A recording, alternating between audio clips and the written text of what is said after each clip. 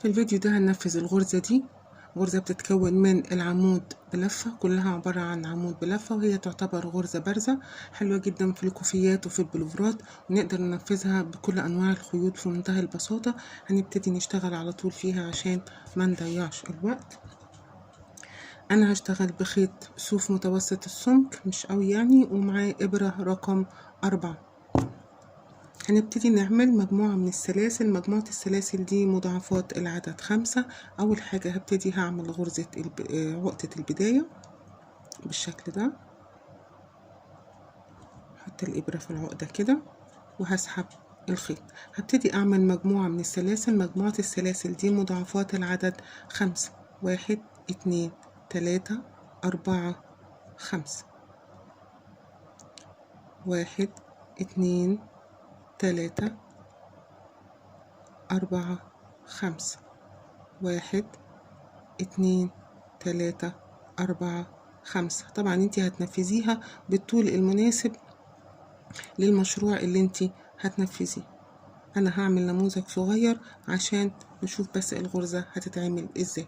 بعد ما بتعملي مجموعة من السلاسل مضاعفات العدد 5، هنبتدي في الاول نسيب 1 2 3 غرز، وهنيجي في الغرزة رقم 4 هنلف الخيط على الابرة وهندخل فيها وهنعمل عمود بلف. هنطلع من حلقتين ومن حلقتين بالشكل ده. هلف الخيط على الابرة واخش تحت السلسلة وهسحب الخيط وهطلع من حلقتين ومن حلقتين هعمل عمود بلف. هلف الخيط على الإبرة وهخش في السلسلة وهسحب الخيط وهطلع من حلقتين ومن حلقتين وهعمل عمود بلف، وهكمل السطر كله اللي أنا شغالاه بنفس الشكل بغرز عمود بلف. كملت السطر كله غرز عمود بلفة. هبتدي هرتفع سلسلة 2 سلسلتين وهلف الشغل على ظهره. أول غرزة أنا ارتفعت فيها بالسلاسل مش هشتغل فيها، هخش في أول عمود بلفة بعد كده وهشتغل 4 عمود بلفة في كل عمود. أدي أول عمود 1، تاني عمود 2، تالت عمود عادي بخش تحت الحلقتين واسحب الخيط واطلع من حلقتين ومن حلقتين كده اشتغلنا 3 عمود بلفة. هلف الخيط على الإبرة وهخش تحت الحلقتين وهسحب الخيط وهطلع من حلقتين ومن حلقتين كده اشتغلت 4 عمود بلفة. أول عمود أنا طالعة فيه مش حسباه من العدد، يبقى 1 2 3 4 عمود بلفة. العمود الخامس هلف الخيط على الإبرة وهشتغل فيه غرزة بريد أمامي. ازاي؟ ما بشتغلش فوق، بخش هنا اهو كده من ورا العمود بالشكل ده اهو، وبسحب الخيط وبطلع واطلع من حلقتين ومن حلقتين بالشكل ده. غرزة واحدة بس بريد امامي، وهرجع تاني. انا هو مكانها مش هشتغل فيه بقى، انا اشتغلتها بريد امامي، وهرجع تاني اكمل اعد 4 عمود بلفة. ادي 1 عمود بلفة في العمود، فوق كل عمود عمود بلفة، هشتغل 4 عمود بلفة. ادي 2 عمود بلفة، ادي 3 عمود بلفة، 4 عمود بلفة.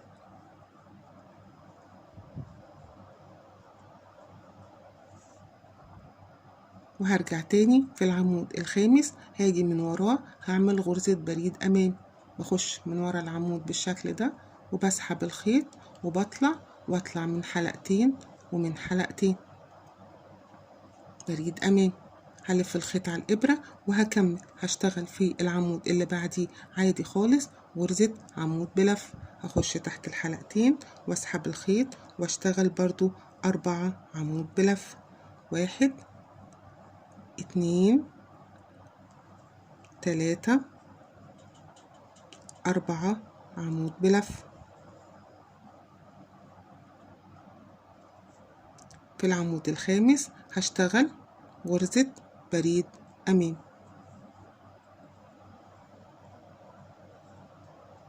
الغرزة الأخرانية هشتغل فيها عمود بلفة، يبقى أنا بشتغل 4 عمود بلفة وفي الخامس بريد أمامي. 4 عمود بلفة وفي الخامس بريد أمامي. 4 عمود بلفة وفي الخامس بريد أمامي. آخر عمود بلفة عملته زيه برضو زي العمود الأولاني، هو ده بيبقى الارتفاع ما بحسبوش من الغرزة بتاعتي. هرتفع 2 سلسلة وهلف الشغل. طيب هعمل ايه بقى؟ اول غرزة عندي هنا اللي هي اخر غرزة انا اشتغلت فيها كانت غرزة بريد امامي. هاجي من ورا الشغل كده هشتغلها بريد خلفي. يعني ايه؟ يعني هلف الخيط على الابرة كده وهاجي هخش من تحتها من ورا، مش من قدام، مش بشتغل من قدام. نفس الغرزة اللي انا كنت عاملاها بريد امامي هخش فيها من ورا كده هشتغل بريد خلفي. هسحب الخيط وهطلع من حلقتين ومن حلقتين. هاجي هشتغل بعد كده فوق ال4 عمود بلفة 4 عمود بلفة. واحد، هخش تحت الحلقتين واسحب الخيط واطلع من حلقتين ومن حلقتين. هلف الخيط على الإبرة وهخش في العمود واسحب الخيط واطلع من حلقتين ومن حلقتين. 3، هلف الخيط على الإبرة وهسحب الخيط وهطلع من حلقتين ومن حلقتين. ادي 4 عمود بلف. هيقابلني الغرزة اللي انا كنت عاملاها الناحية التانية بريد امامي، هشتغلها بريد خلفي. هلف الخيط على الإبرة وهخش اهو من ورا، من ورا الغرزة اهو من وراها، وهسحب الخيط وهعمل غرزة بريد خلفي. هطلع من حلقتين ومن حلقتين. هستمر هكمل ال4 عمود بلفة فوق كل عمود بلفة عمود بلفة. وانا عاملة على القناة غرزة البريد الامامي والبريد الخلفي، عاملة لها فيديو كامل بنشرح فيه ببطء جدا وببساطة ازاي بنعمل غرزة البريد الامامي والبريد الخلفي، وعاملة لها تطبيقات في الخيط القطن وفي الخيط الصوف. ممكن ترجعوا لها هتلاقوها موجودة على القناة لو عايزين تشوفوا غرزة البريد الامامي والبريد الخلفي. اشتغلنا ال4 عمود بلفة. قابلتني غرزة البريد الامامي اللي كنت عاملاها في السطر اللي قبل كده. هلف الخيط على الابرة وهخش من تحت العمود اهو وهسحب الخيط وهعمل غرزة بريد خلفي واطلع بحلقتين ومن حلقتين، وهكمل تاني ال4 عمود بلفة الفاضلين. طبعا انتي بتشتغلي على حسب المسافة اللي انتي عاملاها. ممكن تعمليه سكارف، ممكن هتعمليه بلوفر، ممكن هتعمليه ايس كاب، زي ما يكون المشروع اللي انتي هتنفذيه. 1 2 3 ادي 4. تمام. ودي العمود الارتفاع اللي بلف فيه السطر بتاعي الاخراني. ال3 سلاسل كانت او عمود هخش فيها وهسحب الخيط وهطلع بعمود بلف. هرتفع سلسلتين. تعالوا نشوف بقى وش الشغل بقى عامل ازاي. اهو ابتدت تتكون الغرزة بتاعتي.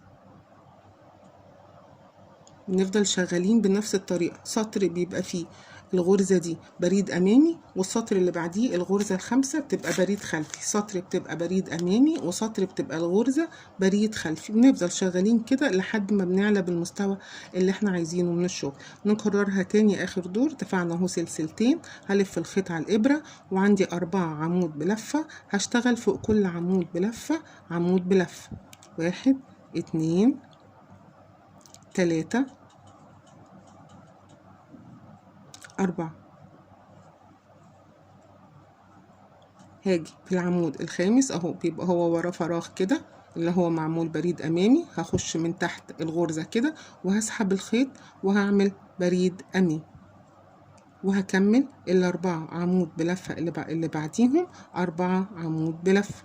1، اخش تحت الحلقتين واسحب الخيط واعمل عمود بلفة. 2، اخش تحت الحلقتين واسحب الخيط واطلع من حلقتين ومن حلقتين. 3، اخش تحت الحلقتين واسحب الخيط واطلع من حلقتين ومن حلقتين. 4، هيقابلني الغرزة اللي بعد كده اللي هي البريد الامامي. هلف الخيط على الابرة واخش من تحتها اهو وبسحب الخيط وبطلع من حلقتين ومن حلقتين. وهكمل بعد كده بقية الغرز البريد الغرز العمود بلفة عمود بلفة عادي 4 عمود بلفة. وعلى فكرة احنا ممكن نشتغل الغرزة ديت او اي غرزة احنا بنعملها بشكل دائري. يعني نبتدي ناخد مقاس محيط الارداف بالمزورة ونعمل عدد سلاسل بطول المقاس اللي احنا اشتغلناه، وبنقفل السلاسل ديت بتبقى عاملة زي الدايرة، ونبتدي نشتغل غرزتنا عادي جدا. بتبقى بالشكل ده. مثلا انا شغالة دائري فهتبقى مقفول كده. وهبتدي اكمل الغرز بتاعتي عادي وارتفع بسلسلتين واكمل الغرز بتاعتي عادي، وبتطلع سواء بقى هعمل سكارف في الاخر هقفله من هنا كده ايس كاب ويبقى ايس كاب، او اكمل بيه على طول لحد ما اوصل لتحت الباط، او اعملهم قطعتين واوصلهم من الجنب، هتبقى لطيفة جدا. ادي الغرزة بتاعتنا، بصوا لطيفة ازاي. يبقى اشتغلناها ازاي؟ اشتغلنا مجموعة من السلاسل مضاعفات العدد 5، بعد كده بعد 1 2 3 سلاسل وبخش في السلسلة رقم 4 وبعمل اول عمود بلفة، وببتدي اشتغل كل السطر كله عمدان بلفة. بعد كده برتفع سلسلتين وبعد وبعد 1 2 3 4 واعمل غرزة بريد امامي، 1 2 3 4 وغرزة بريد امامي، 1 2 3 4 وبريد امامي. وبعد كده برتفع سلسلتين وبقلب الشغل. البريد الامامي بشتغلها بريد خلفي، هي ليها وش وظهر، ادي الظهر بتاعها هو بيبقى مفهوش الغرزة البارزة دي، لكن الوش بتاعها بيبقى فيه الغرزة بتاعتها اهي. غرزة سهلة ولطيفة جدا وشغلها سهل وتطبيقاتها بتبقى حلوة جدا في كل انواع الخيوط. فاشتغلوا بقى، ابتدوا يلا نفذوا في القطن، نفذوا في الصوف. ولو في اي كومنتات او اي اسئله سيبوها لي في التعليقات وانا هرد عليها، واشتغلوا واتبسطوا بشغلكم. ودي كانت غرزه النهارده.